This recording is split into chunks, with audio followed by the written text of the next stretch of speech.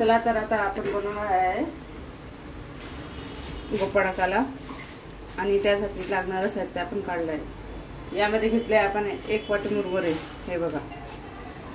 आणि आता त्यामध्ये आपण घालणार आहे 1 वाटी ज्वारीच्या लाह्या, हे घातले. आणि त्यासाठी बाकीचे लागणारे साहित्य आपण काढून घेतलेलं आहे. ते आता आपण त्यामध्ये टाकून घेणार आहे. 2 चमचे दही जरा फेटून घेतलेली आहे ती, हे बघा. 2 चमचे दही ते आपण त्यामध्ये टाकून घ्यायचे.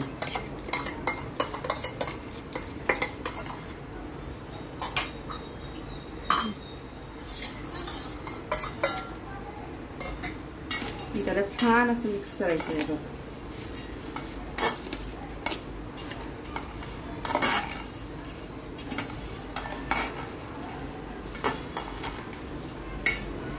त्यामध्ये टाकूया थोडी साखर, 1 चमचा एवढी आपण त्यामध्ये साखर घालणार आहे. थोडी 1-1.5 चमच्याच्या आसपास घालायची आहे. आणि चवीनुसार थोडं मीठ घालायचं. त्यात जास्त नाही घालायचं, थोडंच टाकायचं मीठ, फक्त चव येण्यासाठी.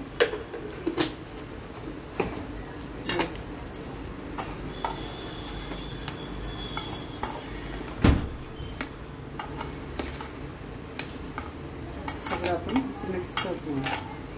असा मिक्स करून घ्यायचं. आपण हे पोहे घेतलेले 2 चमचे पोहे घेतलेले, त्याला आपण चांगले भिजवून घेतलेले आहेत. ते पण या गोपाळकाल्यात आपण मिक्स करणार आहे. आणि अजून चांगलं त्याला हलवून घ्यायचं. दही ही जास्त आंबट लागते, तर ती जास्त आंबट लागू नये गोपाळकाला.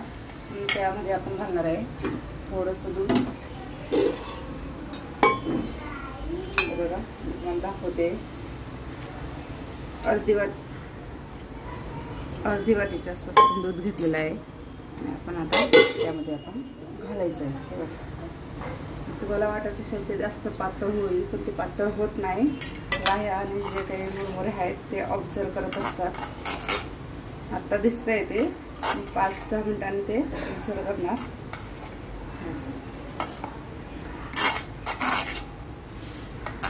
आता आपल्याला याला द्यायचं आहे. आता टाकणार आहे तडका द्यायचा आहे आपल्याला. आणि आपण देत आहे तुपाचा तडका. थोडं ओले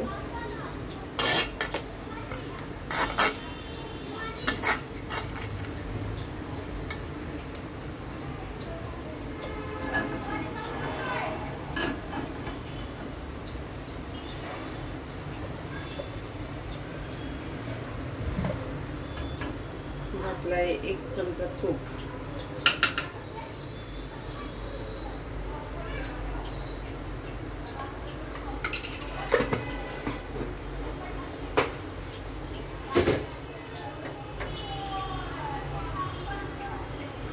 त्यामध्ये घालायचे जिरं, 1/2 टीस्पून जिरा टाकलाय. चांगलं तडतडलं का आपण त्यामध्ये घालणार आहे थोडाच हिंग घालायचं. जास्त नाही घातलंय, थोडाच घातलेला आहे. छान असं तडतडलं आहे. आपण यामध्ये घालणार आहे.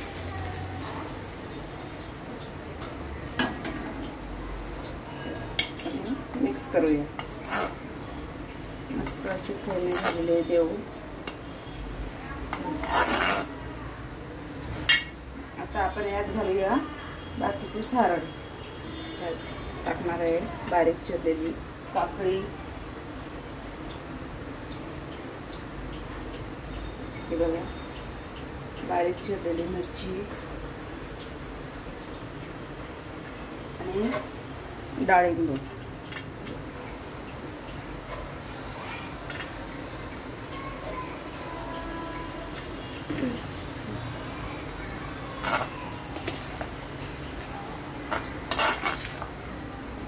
झाला की नाही छान असं दिसतोय.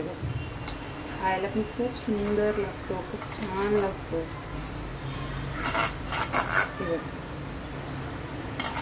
हे आता जरा पातळ दिसतंय पण थोड्या वेळाने ते होईल, ऑब्झर्व करणार आणि खूप छान असं होणार आहे. आता आपण लास्ट यामध्ये टाकूया कोथिंबीर,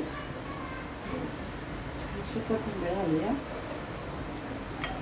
हे बघा आपला तयार झाला आहे भोपळकाला. हे बघा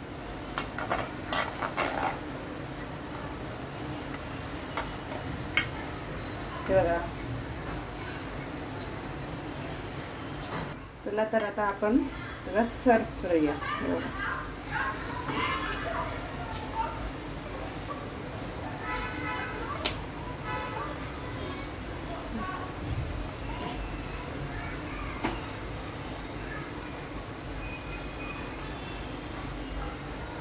चला आता आपला सर्व करून झालाय भोपळकाला.